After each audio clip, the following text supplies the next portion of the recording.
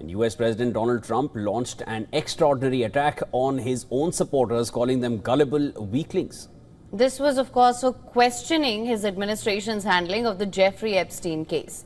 In a lengthy post on his social media website, Truth Social, Trump accused his voters on Wednesday of falling for what he called a radical left hoax by the opposition to discredit him.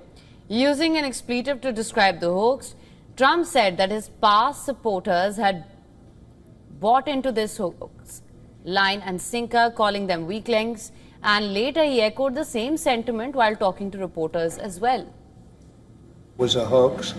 It's all been a big hoax. It's perpetrated by the Democrats, and some stupid Republicans and foolish Republicans fall into the net, and so they try and do the Democrats' work. The Democrats are good for nothing other than these hoaxes. The Justice Department last week concluded there was no client list or any evidence that Epstein may have blackmailed prominent people. It also confirmed that Epstein killed himself in his jail cell while awaiting trial. Now, this has triggered the backlash by Trump supporters, mainly targeting the Attorney General Pam Bondi and the FBI. But Trump has repeatedly said that he has total confidence in his Attorney General and FBI team. If there's information about that all the content was created kind of like the Russian hoax and that kind of stuff, okay, then show us. Release that content.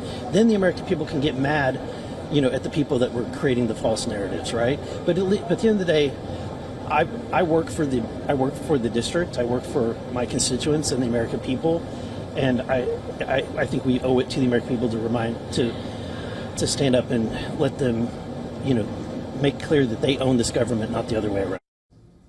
Democrats are also cornering Republicans in the Congress over this issue, where divisions among the Republicans are out in the open now. Mike Johnson, Speaker of the U.S. House and a Trump ally himself, called on the Justice Department to release the Epstein files and documents. Talking to a podcaster, Johnson said that it was a very delicate subject, but we should put everything out there and let the people decide it.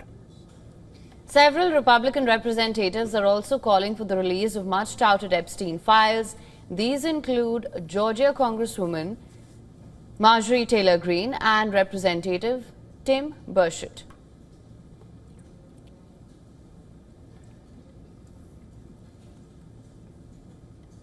Now, for more details on this, our correspondent Susan Teherani has sent us this report. Let's listen to this.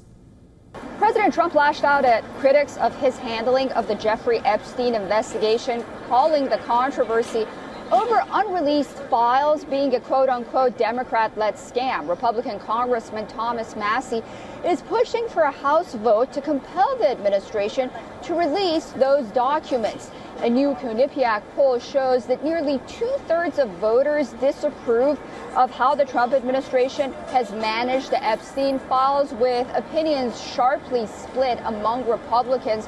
40% approve while 36% disapprove. Despite the uproar, however, most Americans aren't deeply engaged. Only 20% said that they're following the issue very closely, with Democrats more attentive than Republicans.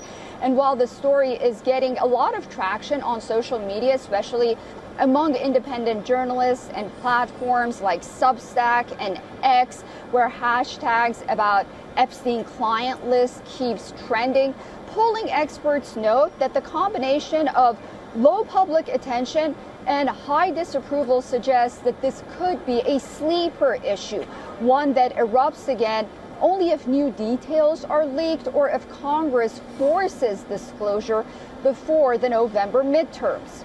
Susan Teherani reporting from New York for WION World is One.